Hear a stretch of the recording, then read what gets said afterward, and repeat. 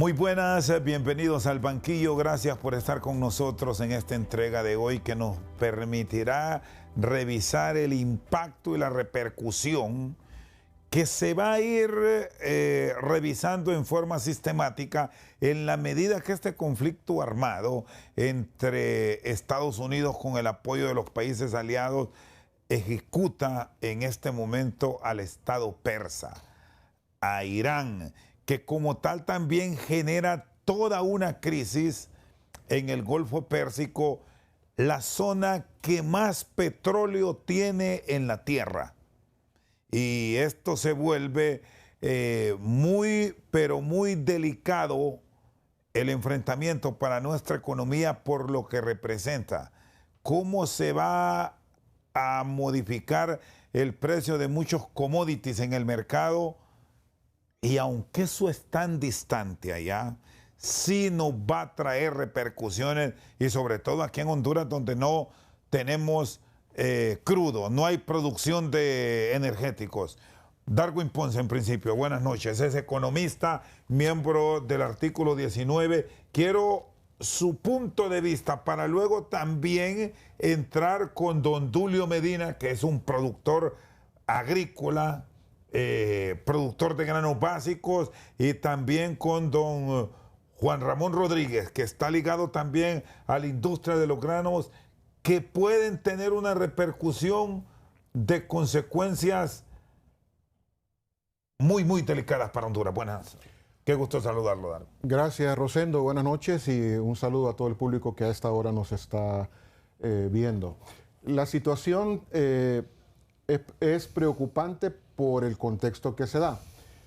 Si bien es cierto, Honduras no recibe petróleo ni derivados de aquella zona que allá se comercializa el petróleo Brent, Honduras le compra al mercado norteamericano, específicamente al West Texas Intermediate.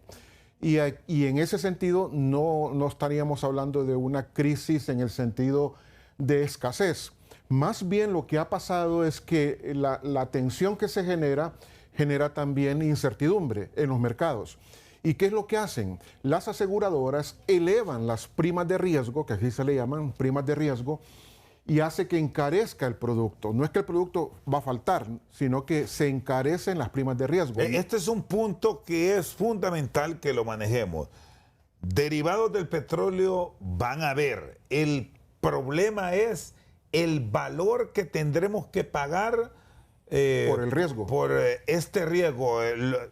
Hoy un galón está entre los 90 y 110 lempiras, pero eso puede variar totalmente. El asunto es que hemos dicho nosotros que hay una incongruencia entre el valor actual que estamos pagando por gasolina relacionado con el precio del crudo y el precio de la gasolina que compramos en puerto, con los precios que estábamos pagando, casi muy similares, cuando el petróleo y los derivados estaban arriba de $114. Entonces, estamos pagando precios de gasolina como cuando el petróleo estaba a más de $100. Y el petróleo en este momento que estamos hablando está a $74. Entonces, que es un precio que eventualmente va a modificarse y todo va hacia arriba. Difícilmente vamos a tener, salvo una resolución rápida de este conflicto armado, una estabilidad de precio. Es correcto. Y la otra cosa es que es una lección que debemos aprender. Este no era santo de mi devoción, pero fue una buena idea la que tuvo Rafael Leonardo Callejas cuando creó el Fondo Petrolero, que después se degeneró. Se degeneró todo, es otra cosa, pero la idea de un fondo petrolero para atajar este tipo de circunstancias me parece una buena idea. Y la otra buena idea son lo que se llaman compras a futuro. O sea, en los mercados, en los commodities, uno puede hacer compras a futuro. Es decir, mire, voy a comprar el equivalente a 4 meses de... Pero cuando hablamos de compra a futuro, Darwin, de gasolina, de diésel, incluso de búnker, ¿tenemos capacidad para almacenarlo? Porque si compramos a futuro y lo dejamos allá, nos van a cobrar un porcentaje por ese almacenamiento y al final estamos en la misma. Bueno, ese es uno de los temas que hay que empezar a discutir. Yo entiendo de que en Honduras existían o han existido lugares donde se almacenaba. O sea, por ejemplo, recuerdo yo que tenía grandes almacenes Estaba en Tela y derivados. estaba en Tela y estaba en San Lorenzo. Exacto. Entonces, yo creo que pensando en que este es un mercado muy volátil, tenemos que empezar a pensar en serio para evitar este tipo de situaciones que nos ponen en precario como país.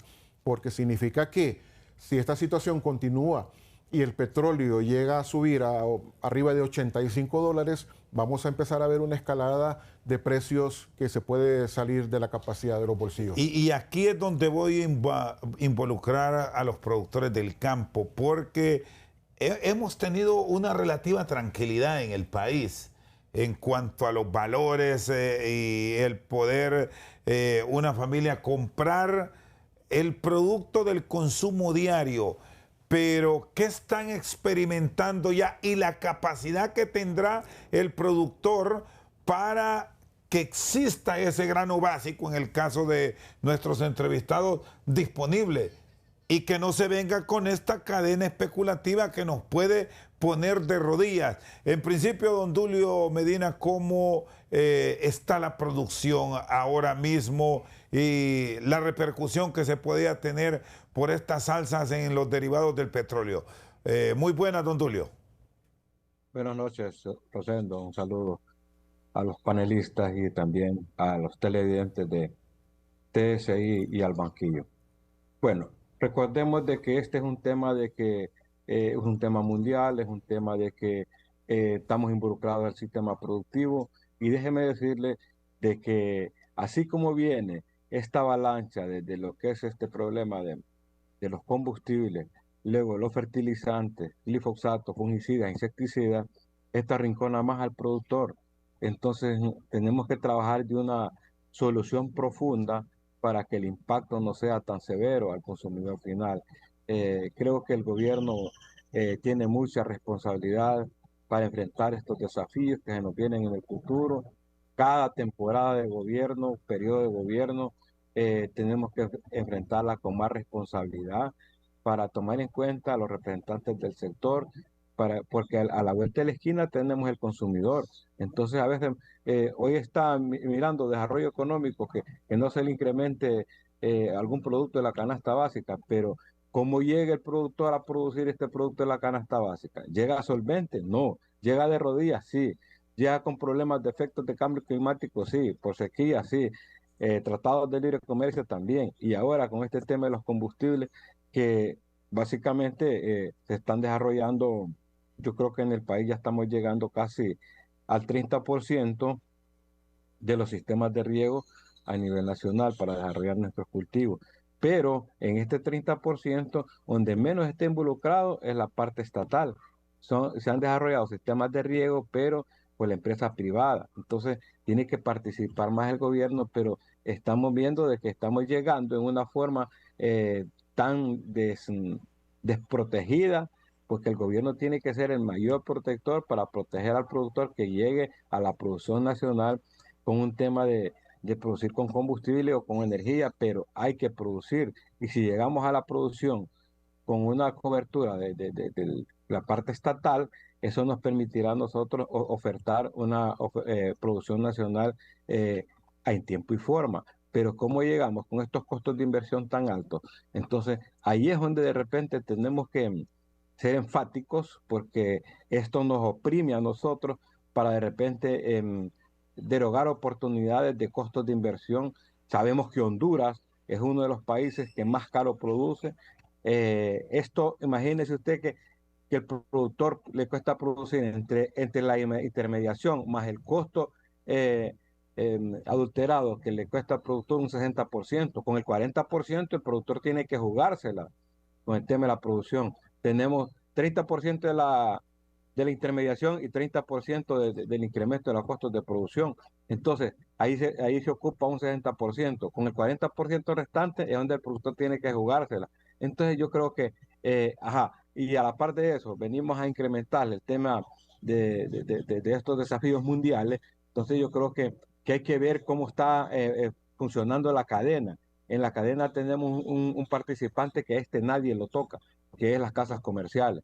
Aquí buscamos precios, aquí al consumidor se le hace el impacto, aquí el productor resiste altos precios de los combustibles, maquinaria, fungicidas, de todo lo que se ocupa el paquete tecnológico para la producción nacional. Pero hay que comprarlo. Pero en este caso de las casas comerciales nadie las sienta para ver qué opciones ofrecen ellas y qué mecanismos se pueden utilizar para que lleguemos a conjuntar una oportunidad de que no lleguemos tan apretados a lo que es la producción nacional. Porque, Dulio, ¿sí? sí, Dulio, solo un momento para continuar y incorporar a Juan Ramón, porque aquí hay un elemento que Darwin nos señalaba al momento de su participación. El gobierno debe ser solo un árbitro, pero debe ser a su vez un gran facilitador, porque el riesgo cuando entramos a esta producción, gran parte de ella, con la posibilidad de asegurarla, que eso sería lo ideal, producir bajo seguro agrícola, pero ya sabemos la dificultad que hay, el riesgo lo asume el productor. Entonces, ¿cómo encontrar un binomio entre gobierno y productor que haga sostenible en el tiempo la producción? Porque ahora, gracias a Dios, tenemos. Alguien va a decir, con que haya no importa el precio. No, no se trata de eso. Es porque ¿quiénes van a tener acceso entonces a ciertos productos a altos costos? Porque aquí el riesgo mucho más fatal para nuestra sociedad, para nuestra población, sería que no haya. Y si vemos en función de importar, sabemos que los costos no los vamos a soportar con nuestra economía, Darwin. Sí, el asunto es que siempre se ha visto, bueno, yo tengo a andar en estos caminos ya casi 20 años y he participado en mesas del arroz, de los frijoles, del maíz, de los productores de queso artesanal, somos miembros de la CONALE, o sea, hemos participado en todas las mesas, la de cebollas, en todas estas mesas. Y lo que siempre vemos nosotros es que se busca el paternalismo estatal. Y esto tiene un impacto enorme. O sea, si nosotros revisamos cuánto es el supuesto, y digo supuesto porque lo manejo así, el supuesto de la inversión del Estado, del gobierno pasado en el tema, agropecuario, el gobierno pasado dice que invirtieron varios miles de millones de lempiras en bonos, en apoyos, en ayudas, etc. ¿Y cómo se ve reflejado esto en el consumidor, que es desde donde yo trabajo? No se ve reflejado porque seguimos pagando precios relativamente altos. Entonces yo creo que el paternalismo es una de las situaciones que nos está pasando factura, porque queremos que el Estado lo resuelva todo y el Estado debe ser un facilitador. Voy a poner un ejemplo. Hace unos años el gobierno de Rusia, todavía estaba por entrar el tema de la guerra con Ucrania, tuvo una sobreproducción de fertilizantes y ofreció a varios países, especialmente en Latinoamérica, la oportunidad de recibir gratis, Rosendo, fertilizantes.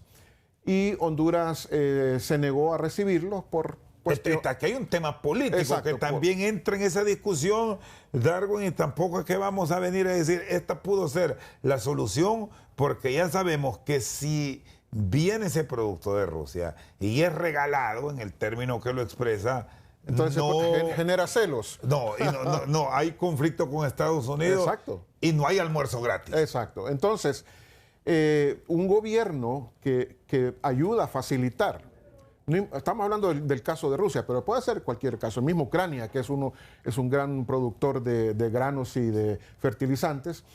Entonces, los gobiernos deben facilitar.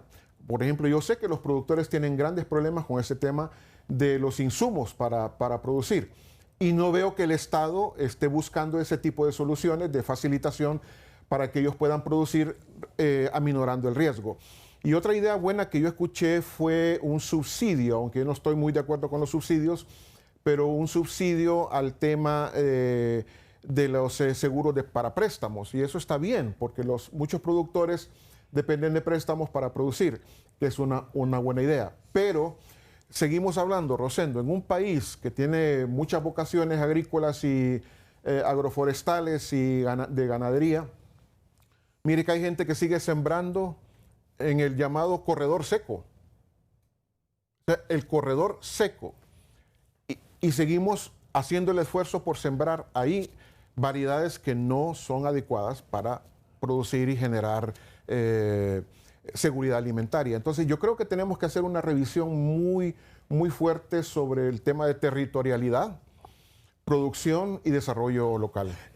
Juan Ramón Rodríguez es productor de arroz. ¿Cuál es el plan que se está proponiendo para volver efectiva la producción de un grano que, por cierto, somos deficitarios? La mayor cantidad de arroz que consumimos en nuestro país. No llegamos ni al 10%.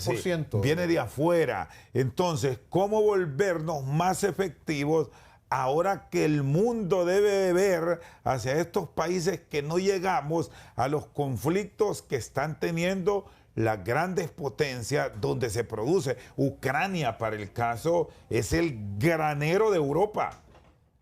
Y Europa, con el poder económico y adquisitivo que tiene, va a comprar en los países que producen y nos van a generar eventuales desabastecimientos a nosotros. ¿Cómo están planteando esta situación compleja que se podría aumentar por el conflicto bélico en el Golfo Pérsico?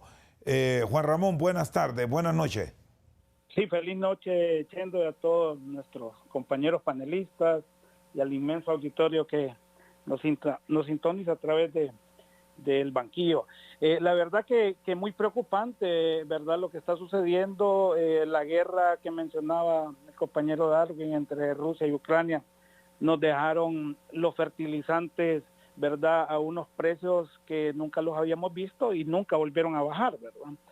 Ahora estamos viendo este problema que está aconteciendo, y es que tenemos a la vuelta de la esquina ya alrededor de 3 incrementos consecutivos, y esto me imagino que va a seguir escalando. Como sector arrocero, a punto de desaparecer, ¿verdad?, de estar produciendo 1.500.000 quintales, el 2025 lo cerramos con 446.000 quintales nada más, ¿verdad?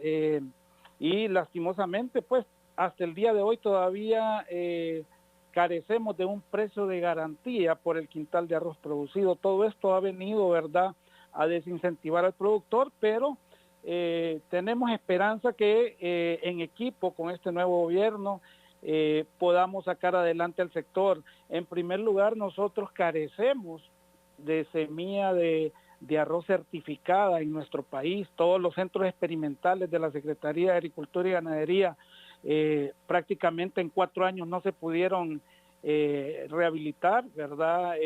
Hace poco nosotros nos reunimos con el director de Dicta, por ejemplo, y les pusimos, ¿verdad?, un proyecto de producción de arroz certificada.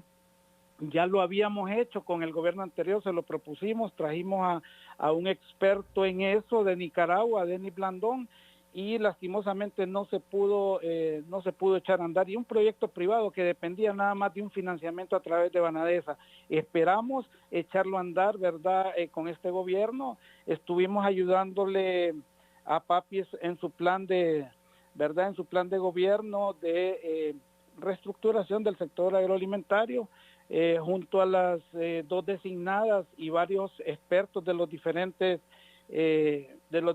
rubros, de frijol, de maíz, de palma, de cacao, etcétera, ¿verdad? Y coincidimos con el presidente de la República que es más que necesario, por ejemplo, en el departamento de Colón, que es el que, ¿verdad?, donde yo produzco, donde se produce la mayor parte de arroz a nivel nacional, y que somos afectados, hemos venido siendo afectados desde el huracán Micha a la fecha.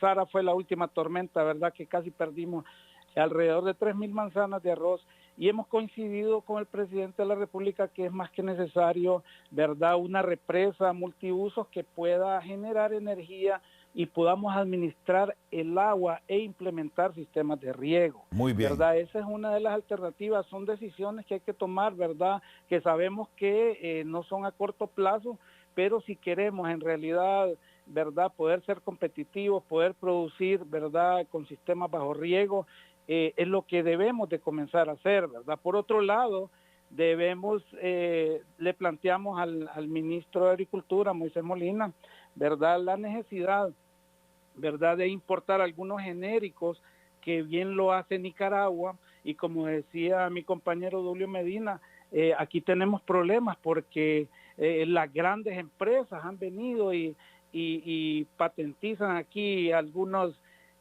ingredientes activos, etcétera, y eso nos limita a nosotros de poder ser competitivos en comparación con Nicaragua. No nos vayamos muy largo, ¿verdad? Sí. Ahí encontramos algunos herbicidas con un 30% menos, ¿verdad?, del valor que nosotros los adquirimos aquí en nuestro país.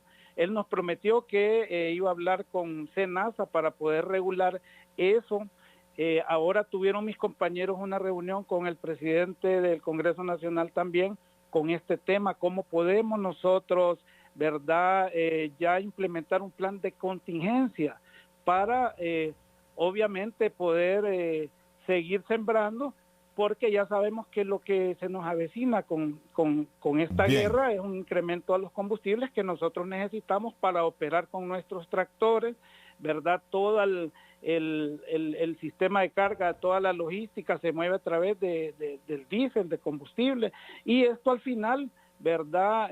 Si nosotros no implementamos un plan de contingencia en ese sentido, al final el consumidor final va a ser el que va a tener que recibir este impacto, y es lo que Muy bien. debemos de tratar de evitar. Por Bueno, otra parte, solo aguárdeme, vamos a ir para seguir desarrollando el tema. Solo permítame, Juan Ramón, hacer una pausa. Luego volvemos con ustedes, los productores. Nos acompaña también don Julio Medina y Darwin Ponce aquí en el estudio para seguir revisando este punto que tiene que ver con algo que siempre se le promete al productor: el financiamiento que van a tener en esta oportunidad, acceso a recursos frescos y a tasas de interés bajos, pero ¿qué tanto se aprovecha y cuando se entrega se da al que verdaderamente produce?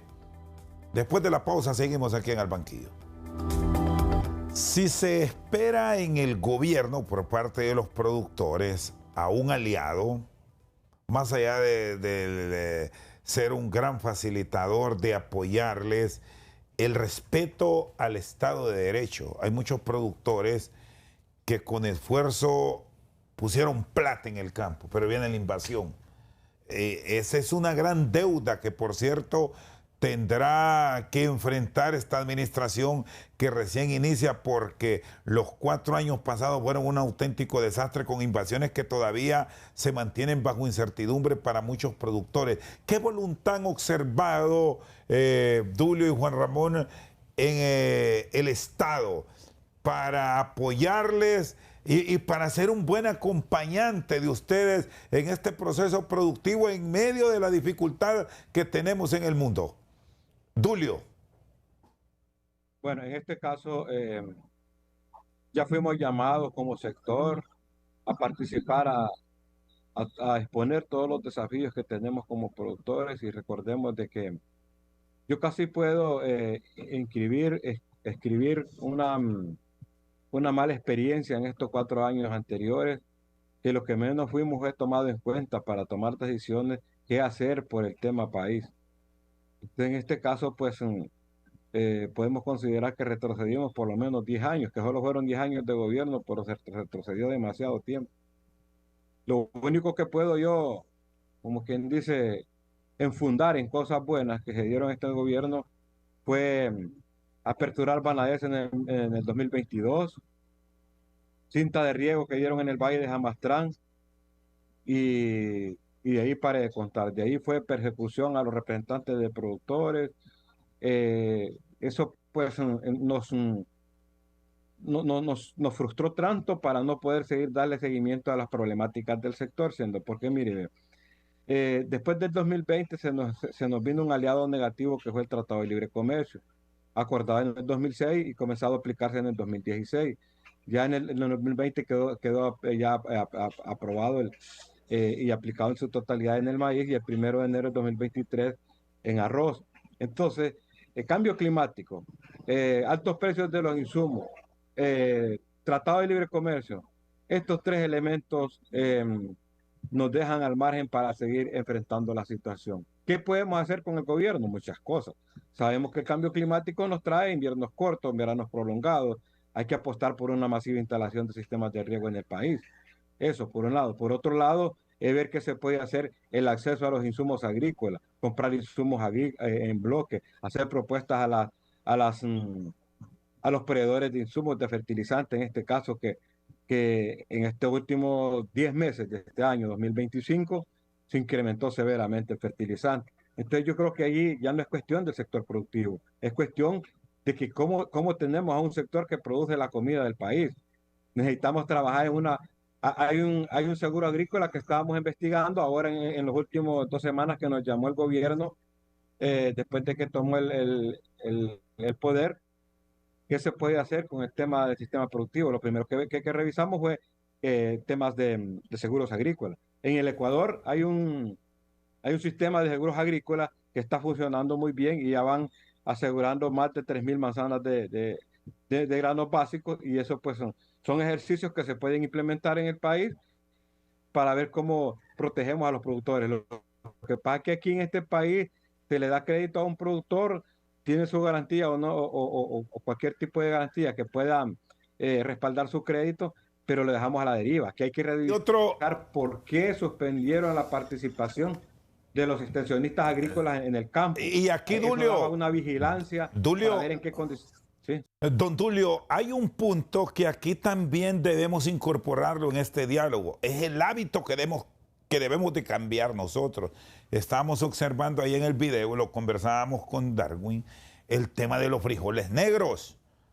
Ese es un producto que por la naturaleza de nuestro territorio agrícola se podría dar mejor en algunas zonas que el frijol rojo, pero hay que consumirlo. Y eso, una alternativa que como tal también nos va a beneficiar. Lo que decía Darwin, hay zonas en el corredor seco donde se sigue sembrando y sembramos lo mismo. Y esto lo hemos venido repitiendo y repitiendo, pero no queremos hacer caso. ¿Hasta cuándo habrá una política integral que nos muestre que eso ya no se puede realizar? Por favor, Dulio.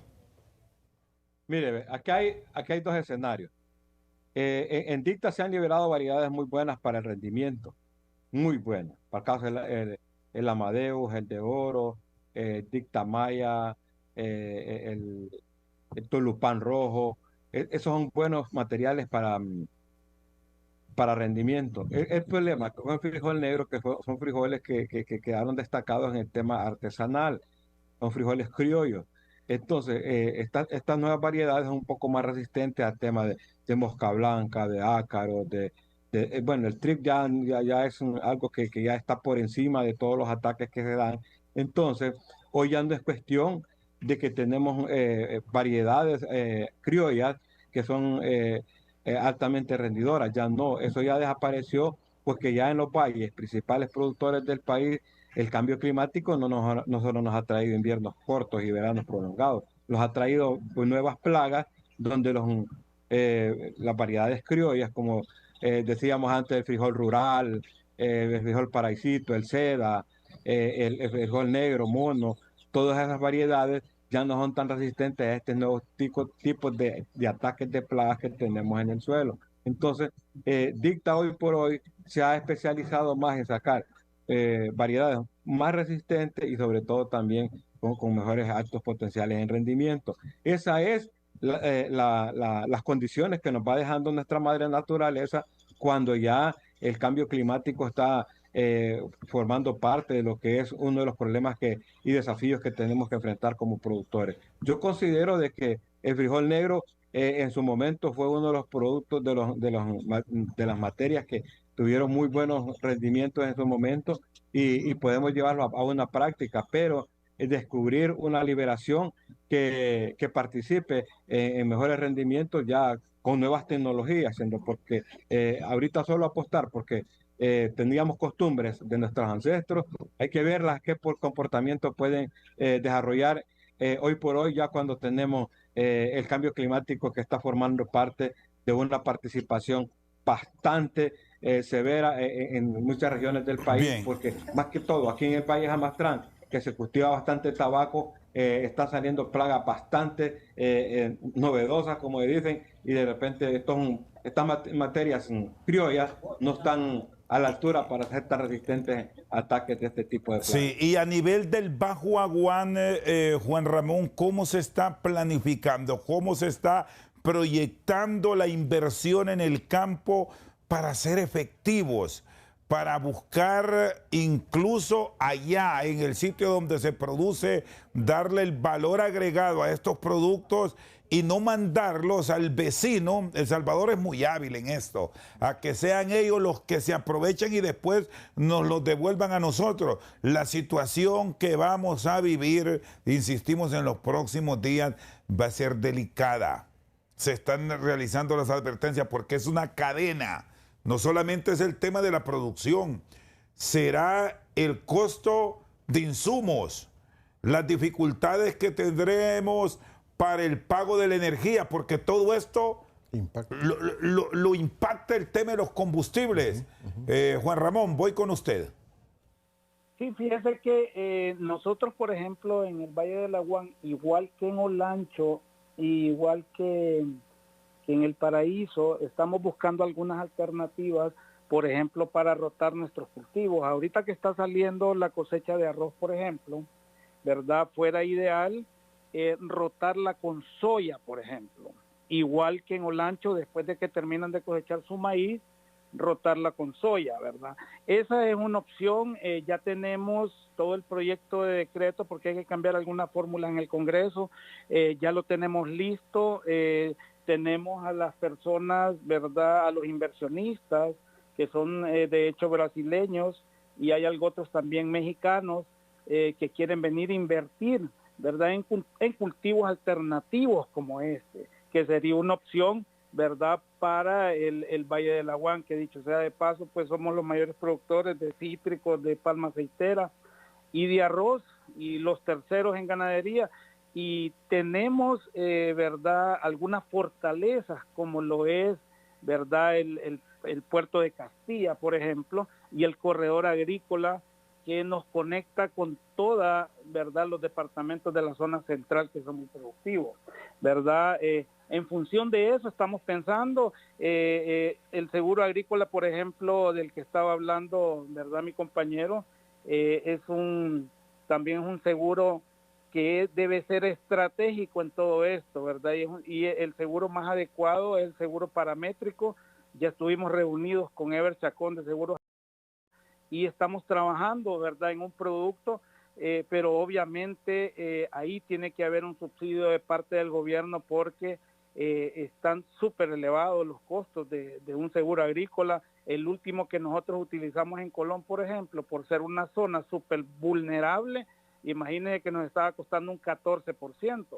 Entonces, si el gobierno está haciendo un esfuerzo por brindarnos financiamientos a través de Banadesa a una tasa del 4%, qué sé yo, ¿verdad? Ya con un seguro de este tipo, si nos llegaran a subsidiar, pongamos un ejemplo, de un 50%, andaríamos ya en un financiamiento de un 12%, por ponerle un ejemplo. Pero esto es clave para ir apalancando, ¿verdad?, el que el productor, con todos estos cambios climáticos de los que hemos estado hablando, las guerras y todo esto, podamos nosotros, ¿verdad?, proteger esa inversión y que el productor, si llega a perder, ¿verdad?, pueda volver a estar habilitado, ¿verdad?, para poder seguir sembrando. En este momento, casi el 90% inhabilitados, ¿verdad?, todos en la central de riesgo. Es un problema que debemos de solucionarlo para que el productor pueda ser bancable. Estamos prácticamente a un par de meses de iniciar las siembras, ¿verdad?, y todavía pues no nos hemos sentado con el presidente Banadesa. Ya le solicitamos una reunión porque aquí tenemos que correr, aquí no hay tiempo. Como dijo Dulio, perdimos 4 años, ¿verdad?, que fueron nefastos para todo el sector, principalmente el sector de granos básicos, que al final quisieron montar un esquema con que el Lima nos comprara la producción, y el Lima nunca tuvo la capacidad de eso, ¿verdad? Y quisieron desaparecer las mesas de granos básicos, y gracias a Dios hemos subsistido todavía, y tenemos, ¿verdad?, todo el entusiasmo aún así de los productores, ¿verdad? Y la esperanza que en equipo con este gobierno podamos rescatar el sector agroalimentario. Muy bien, muy bien. Voy a la pausa. Cuando regresemos vamos a tener la participación de Darwin Ponce. ¿Existe alguna fórmula que se pueda aplicar para ser consecuente con el reclamo del productor? Y ojo, porque aquí hablo del productor, porque lastimosamente en esta cadena terminó siendo una cadena de intermediación. Se nos metieron disque productores y que nos traen aquí como la fórmula de la salvación, pero no producen, compran y luego nos traen el producto como que es de ellos. Entonces hay que buscar un registro, porque yo no sé si lo hay, de productor. Y quedamos con este pendiente también para que nos responda Dulio y Juan Ramón después de la pausa. Bueno, Darwin, ¿cómo deberá tener un planteamiento claro y efectivo el gobierno? Y tenemos este planteamiento porque recién viene empezando, un mes y días. Bueno, una de las situaciones que tenemos que abordar, Rosendo, es que cuando hablamos de estos temas en una habitación, nunca se habla del elefante que está en la habitación. Se evita hablar del elefante. Ese elefante es el secuestro que el sector agroalimentario ha tenido por décadas de ciertos grupos, entre ellos grupos políticos. Y para darle una referencia, yo conozco diputados que llegaron al Congreso representando a productores y que cuando llegan a las reuniones donde hay mesas de cualquier tipo, del arroz, del maíz, etcétera, usted los mira que van a hablar en nombre de los productores más pequeños, los productores que están allá en las regiones montañosas del país. El que a quienes oírlos es difícil. Exactamente. Y entonces llegan a esas reuniones con botas de cuero de cocodrilo, con botas de cuero de avestruz, con unas hebillas enormes e incrustadas en oro, con Rolex, con Stetson, etcétera, a hablar en nombre de los productores. Pero realmente son políticos disfrazados de productores que se han ido metiendo. Ese es un elefante dentro de una habitación que no se ha querido ver. También hay otro elefante enorme que es el del mentado cambio climático. La ONU nos ha hecho un grave daño, se los digo a ustedes, señores de la ONU, nos han hecho un grave daño con ese invento del cambio climático, al punto que en Honduras al verano le llaman sequía ahora y al invierno le llaman inundación. O sea, viene el invierno, las inundaciones. Y Honduras históricamente ha tenido producción de frijol y producción de maíz, rompen récord. Van rompiendo récord. El único rubro donde ha sido problemático es el rubro del arroz, y en eso estamos de acuerdo. Pero en función de la seguridad alimentaria del país, en este momento los productores no la pueden sustentar porque dicen que van a sembrar 400,000 hectáreas de maíz. Si la sembraran realmente en una gran oportunidad de mercado que tenemos, tendríamos suficiente maíz para generar o satisfacer la demanda interna. Pero no son capaces, o sea, no podemos producir. Y también hemos tenido una gran pérdida de mano de obra que se ha ido a España y a Estados Unidos. Entonces, ese tema del cambio climático, mucha gente lo agarra como caballito de batalla porque ahí hay dinero. Hay dinero. Entonces, cuando hablamos de que Honduras es afectada por los cambios climáticos y por esto y por lo otro, entonces toman fondos, toman bonos, hacen negociaciones porque reciben dinero de organismos que están comprometidos con ese tema, que le sacan dinero a otros países para supuestamente financiar sostenibilidad climática en estos países. Entonces yo creo que esos elefantes que no quieren ver, que están en la habitación, hay que abordarlos. Y de parte del gobierno, lo que tiene que hacerse es empezar a comparar experiencias exitosas como la de Chile, por ejemplo, la de Colombia, que en Colombia han hecho todo un registro detallado de lo que es el tema productivo en ese país, y son capaces de dar datos como los que usted mencionaba, Rosendo, acerca de producción en esos países. Entonces yo creo que el Estado, vuelvo, tiene que ser un facilitador en primera instancia, no un padre o una madre de los productores, y luego dejar de secuestrar este sector, el sector agropecuario, el sector agrícola, porque siempre tenemos los mismos interlocutores. O sea, ahí no hay espacio para cambio, ahí no hay espacio para que realmente el pequeño productor tenga una voz. Y yo no sé en este momento la capacidad de organización que tiene el campo es muy importante. Y un país desarrollado tiene uno de sus primeros o más importantes recursos es la capacidad de organización. Y lo que vemos nosotros es que, bueno, escuché yo no hace mucho a un productor, no sé si realmente es productor, decir que el 2025 había sido el peor año de producción de toda la historia desde el huracán Mitch. Eso es falso. O sea, ¿por qué ese discurso apocalíptico? ¿Por qué decir que no están produciendo cuando realmente están produciendo? Lo que pasa es que no están produciendo lo que el país necesita en función de la capacidad que tienen. Entonces, en defensa de la seguridad alimentaria, ¿por qué satanizar el Tratado de Libre Comercio? O sea, el Tratado de Libre Comercio nos ha venido a salvar realmente de no tener capacidad de importar arroz o maíz, el que falta, especialmente el maíz amarillo, que es para la agroindustria, la alimentación animal, y otros productos importantes que son productos básicos. O sea, yo estoy de acuerdo. Pero sí hay que hacer una revisión íntegra. Bueno, es que ya el Tratado de Libre Comercio está como está, o sea, ya no se pueden hacer revisiones. O sea, el nivel de aranceles que se pagan por importar arroz prácticamente ya es cero. O sea, cualquier persona en Honduras podría importar arroz, venderlo y no hay problema. ¿Por qué? Porque el rubro del arroz en Honduras ha caído, creo que está en un 8% de la capacidad de oferta para satisfacer la demanda nacional. Entonces, ¿qué vamos a hacer? ¿Vamos a dejar de importar arroz por defender un rubro que lo que está haciendo es decreciendo?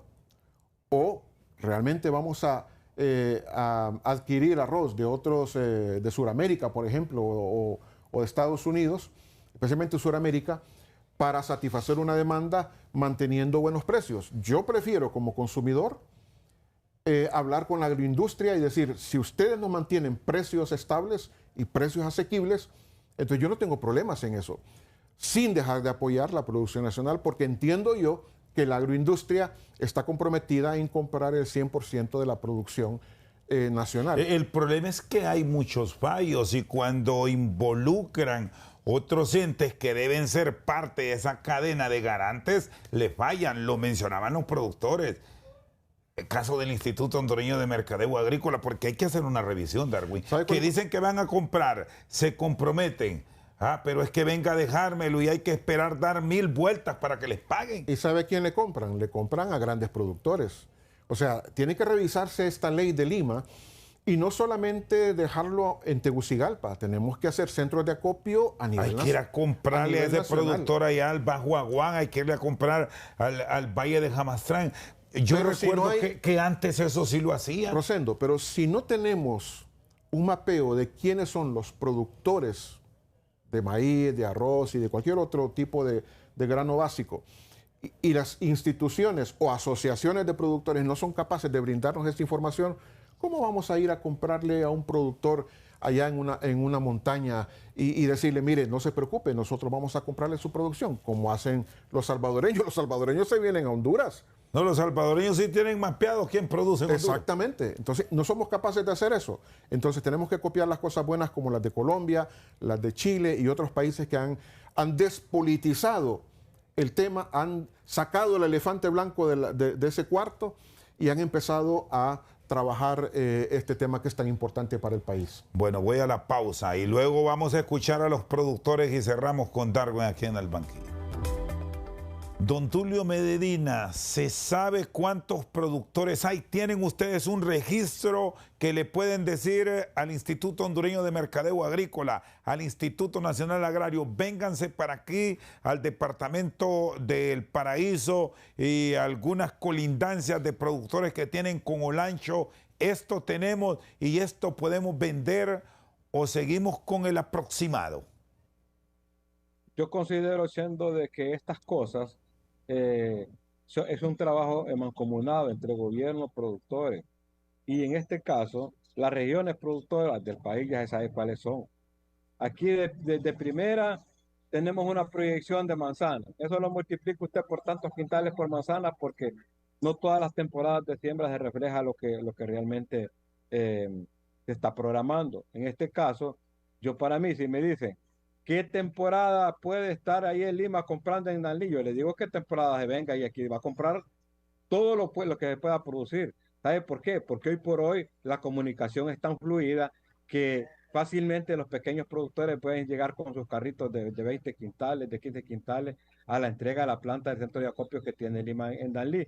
En otras regiones del país ya se perdieron porque en su momento la vendieron, pero en Danlí se ha estado haciendo estas prácticas que han sido muy buenas. Lo que pasa, que yo le voy a decir una cosa, el productor como tal no está culturizado para poder poner un grano con los estándares de calidad de la tabla que exige el de Lima, y ahí de repente tiene rechazo de grano. Entonces, ¿qué podemos hacer?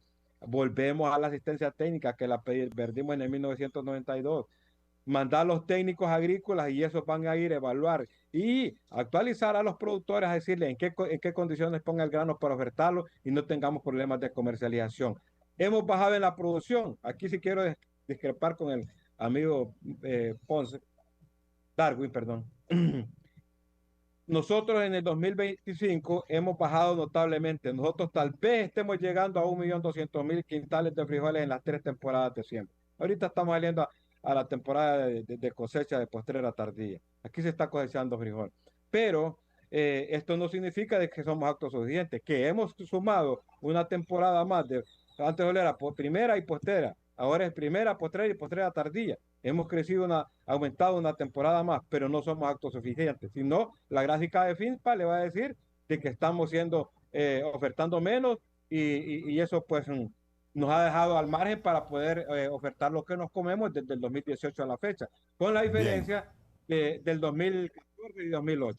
Muy bien, gracias, Dulio. Otro elemento que quiero trasladar a don Juan Ramón Rodríguez es si es momento de revisar ese bono, porque ahí también se drenan recursos del Estado y no es desaparecerlo, aclaramos, pero sí revisarlo, a quién le llega, que no termine en un productor, entre comillas, que lo vende. Juan Ramón.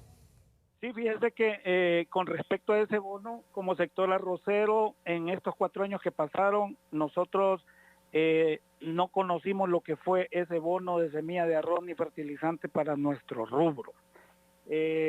Y otro tema que también hemos criticado, que lo politizaron. Fíjese que yo fui a unas bodegas ahí en Toncontín en diciembre y pegaban al techo los fertilizantes y las semillas, ni siquiera tuvieron capacidad de entregarlo. Un desastre completo, pero sabiéndolo manejar sí es una buena herramienta. Ahora, quería reforzar con el tema de Darwin Ponce sobre la información, ¿verdad?, de los productores. Como plataforma agroalimentaria tenemos georreferenciados nosotros, ¿verdad?, a todos nuestros productores. Por ejemplo, de maíz hay 308.979, de frijol 136.109, de arroz 4.195, de sorgo 7.793. Los tenemos georreferenciados por departamento, ¿verdad? Y quiero decirle, Chendo, que su departamento es el que más productores tiene. Tiene 53.000, ¿verdad?, productores, seguido del Empira, Francisco Morazán, Olancho, Santa Bárbara, Choluteca. Tenemos toda la información, ¿verdad? Y estamos tratando de ser la voz de aquel productor de tierra adentro. Sí, Juan Ramón, y estos datos que nos acaba de dar, ¿los tiene el Estado? ¿Se los han compartido ustedes de manera que sepan quién de estos 53.000 de Colón, por ejemplo, deben recibir ese bono y quién no? Porque por asunto político, hace unos meses atrás fue Libre, se lo llevaban solo a los de Libre, y más atrás fueron nacionalistas, y más atrás fueron liberales. Entonces ahora es un buen momento para cambiar. Y no sé si involucrarlos, si a ustedes los toman en cuenta, si puede hacerse eso por medio de... Bueno, es que tiene que ser el productor, no hay que meter ni alcaldes ni patronato, porque ahí ve el color político. Tenemos un minuto, por favor, Juan Ramón, para esto. Sí, fíjense que es importante implementar el extensionismo, eso lo platicábamos con el presidente Narria Fura.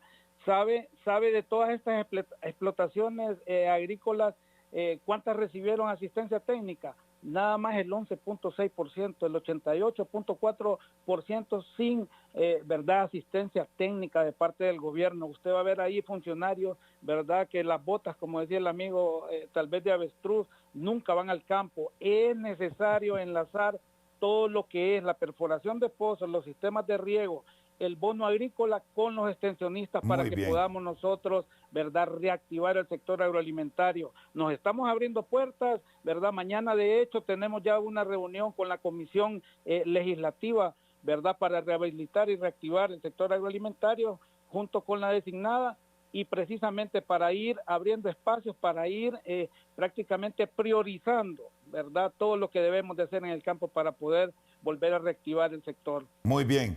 Gracias, Juan Ramón. Tenemos ya un minuto para el cierre. Darwin, es un asunto de planificación. De pronto la voluntad la tiene la autoridad actual y la han tenido los anteriores, pero no somos ordenados en Honduras, no planificamos. Si un ejemplo es ese bono. Ahí se ha derrochado dinero. Y producción la misma, el bono, o menos.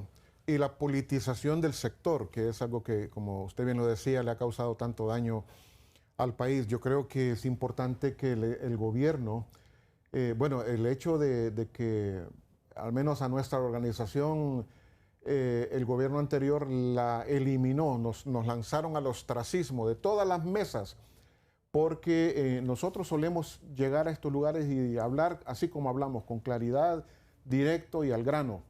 Valga la redundancia, pero sí es importante reactivar la participación ciudadana en estos temas, porque recuerden, quienes consumen los productos que ustedes producen somos los consumidores, y en estos temas no invitan a las asociaciones de consumidores, entonces piensan por nosotros, y esto creo que está mal hecho, porque hay que volver a reactivar las mesas, pero inviten de nuevo a las asociaciones de consumidores, porque tenemos información relevante que brindarles, pero también tenemos la crítica y tenemos información importante que compartir, no solamente a nivel de gobierno, sino a nivel del público en general, que es lo que hace Artículo 19 Honduras. Muy bien, gracias.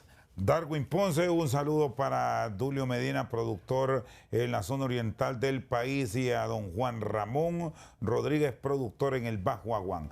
Por su sintonía al banquillo, muchas gracias.